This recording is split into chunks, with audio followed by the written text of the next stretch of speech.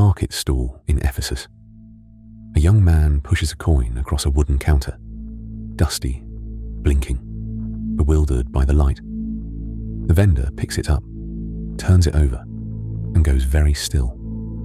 He has never seen a coin quite like this. Worn bronze, the edges soft from decades of passing hands, the face pressed into its surface belonging to a man dead for nearly 2 centuries. The face is Decius. The vendor looks up at the young man, at his yellowed linen tunic, his short dark hair, his wide and genuinely confused eyes, and something shifts in his expression. From confusion to fear to something approaching awe. The young man's name, the story tells us, is Malchus. He went to sleep last night, or so he believes. And now a coin that should buy him bread is stopping the world. To understand how Malchus got there, we go back 2 centuries to a city that smelled of fish and cedar pitch and roasting meat, where the marble streets rang with Latin and Greek in the same breath. This is Ephesus in 250 CE, a roaring metropolis of the Roman East, where the great temple of Artemis still gleams white on the northern plain. At every corner of the Curate Street, an imperial magistrate moves in procession with a tablet in hand. Emperor Decius has issued an edict. Every person in the empire must perform a sacrifice to the Roman gods before a magistrate and receive a signed certificate, a libellus, proving their compliance. No certificate, no peace. For the Christians of Ephesus, the edict is a sentence. 7 young men, described in the Christian tradition as soldiers or courtiers, close to the emperor's court, refuse. Their names in the Western tradition: Maximian, Malchus, Marcian, John, Denis, Serapion, and Constantine. Maximian is their leader, broad-shouldered, already carrying the decision in his jaw before he speaks it. They will not sacrifice. They will not sign the libellus. Instead, they distribute their wealth among the poor.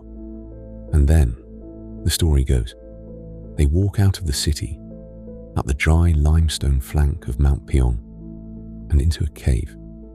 A shepherd named Constantine, the 7th in Islamic tradition, follows them breathless up the goat track, his fleece mantle catching on the scrub brush.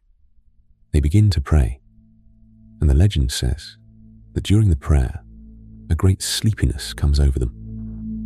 Word reaches Decius that 7 young men of his court have vanished. He orders the cave sealed. Stone by stone, the soldiers lay a wall across the cave mouth, a death sentence, dressed as a tomb. And there is the dog. The Quran is precise about this detail.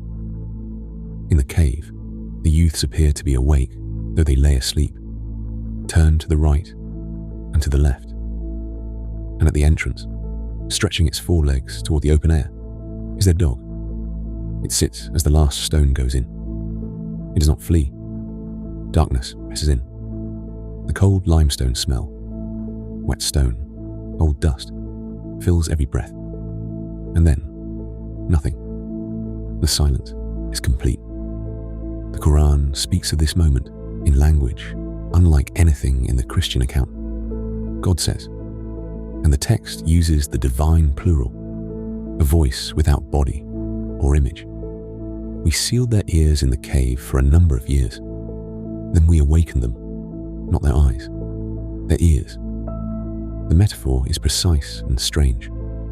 Time is not a darkness, but a silence. The Quran adds a detail that has fascinated scholars for centuries. The sun, as it rises, shifts to the right of the cave entrance, and as it sets, shifts to its left, leaving the sleepers in a protected middle shadow, as if even light knows not to disturb them. They are turned, the text says, to the right side and to the left, as if the mountain itself is keeping them. Outside the cave, the Roman world transforms. Decius himself dies in battle in 251 CE, barely a year after the cave is sealed. Cut down in a Danubian marsh fighting the Goths, the first Roman emperor killed in battle by a foreign enemy.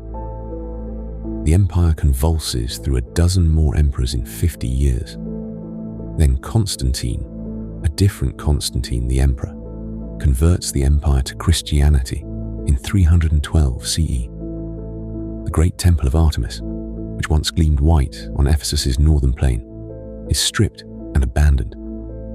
Where pagan altars smoked on Crete Street, crosses go up on doorframes. Inside the mountain, time does not pass. Outside it, the world dies and is reborn. Then the story goes. Around 447 CE, a landowner's workmen, clearing the old sealed cave on the slope of Mount Pion, break through the stone wall. Light floods in, and the 7 men stir. They believe they have slept one night. They are hungry. Malchus is sent down the hill with the old coin purse, as he always was, to buy bread. He is the one the tradition calls the emissary, quick-eyed, always the one who moves between the group and the world. He walks down from Mount Pion with old coins in his satchel and steps into the city he knew. But the city he knew no longer exists. The smells are wrong. Beeswax where there should be incense. Bread where there should be roasting meat. The colonnades are the same marble he knows, but the shrines in their niches are empty, and from a large stone building comes the sound of bells and singing. He pushes his coin across the stall, and the world stops. The vendor turns it, stares. Others gather. Old coins like these belong to the Emperor Decius, dead for nearly 200 years. They look at this young man, his tunic yellowed but his face impossibly unaged, and the word moves through the market. Miracle. This is the moment the legend was always building toward. Men who fled into that cave to survive their faith, emerge to find their faith has conquered the world. News of the miracle reaches Emperor Theodosius II, and the story goes that he comes himself to Ephesus. The scene that follows is one of the strangest in the whole legend. An emperor in Byzantine silk and pearl diadem, kneeling before 7 young men who look like they belong to another century. Their hair and beards are as if just trimmed. Theodosius does not command them. He listens. And Maximian, broad-shouldered, the one who speaks first, exhorts the emperor, the bishop, and all the Christians of the city to have no fear but trust in the promised resurrection. The sleeping bodies, preserved without corruption through 2 centuries, are living proof of what was being debated in churches across the empire, that the body itself is sacred, that the resurrection of the dead is not merely a metaphor. Then the legend holds, having said what they came to say, the 7 lie down again, and God takes their souls. Theodosius wants to build golden tombs for them. But the story goes that the 7 appear to him in a dream and ask to be buried simply, in the earth of their cave as they had slept. A great church is carved into the rock over the site. The legend propagates outward across the Christian world in a Syriac account by Jacob of Syriac, a Latin text by Gregory of Tours, a Greek version by Simeon Metaphrastes, and eventually into the golden legend of Jacobus de Voragine in the 13th century, one of the most read books in medieval Europe.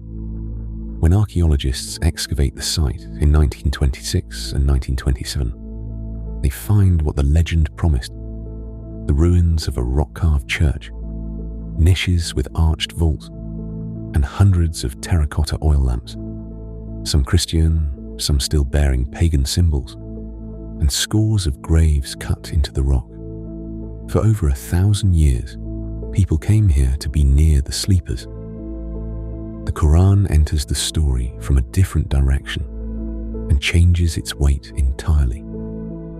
The 18th Surah, Al-Kahf, was revealed in Mecca before the Hijrah. The tradition holds that the Meccan opponents of the Prophet consulted with the people of the book and sent a test. 3 questions put to Muhammad. One concerned the sleepers of the cave. The Quran answers, but with deliberate restraint, it tells the story. It describes the cave's miraculous sun orientation. It names the dog at the entrance, 4 legs stretched forward. And then it arrives at the detail the Christian tradition argues over in hundreds of manuscripts. How many were there? Some will claim 3, the dog the 4th. Some will say 5, the dog the 6th. Some will say 7, the dog the 8th. And then the Quran does something remarkable. It says the true number is known only to God. The dispute itself has become a lesson about the limits of human knowledge. The legend does not end in any single cave. Other sites claim the sleepers. Afshin and Tarsus in present-day Turkey, a cave near Ammon in Jordan, favored by the scholars Al-Tabari and Al-Waqidi.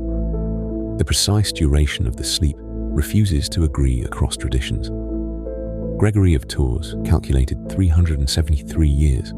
Jacobus de Voragine counted 196. The Quran says 300, then adds 9 more to account for the shift between solar and lunar calendars, making it 309. Even the legend's own arithmetic will not settle. The scholar Ibn Atiyah looked at the list of the sleepers' names handed down through the centuries and wrote plainly, "The chain of transmission for their names is possibly invented." It is a remarkable caveat, honesty from inside the tradition itself. And yet the story has outlasted every caveat. It travelled from a hillside cave in Roman Asia Minor, through 2 of the world's great faiths, into medieval Europe's most read book, and outward into every culture that dreams of sleeping through the world's transformation. Frederick Barbarossa under a German mountain, Rip Van Winkle in the Catskills, 100 versions of the same dream. The cave on Mount Pion still stands. A ruined church carved in rock, arched niches, the smell of old stone. And somewhere in it, if you believe the legend, 7 men are still deciding whether to wake up.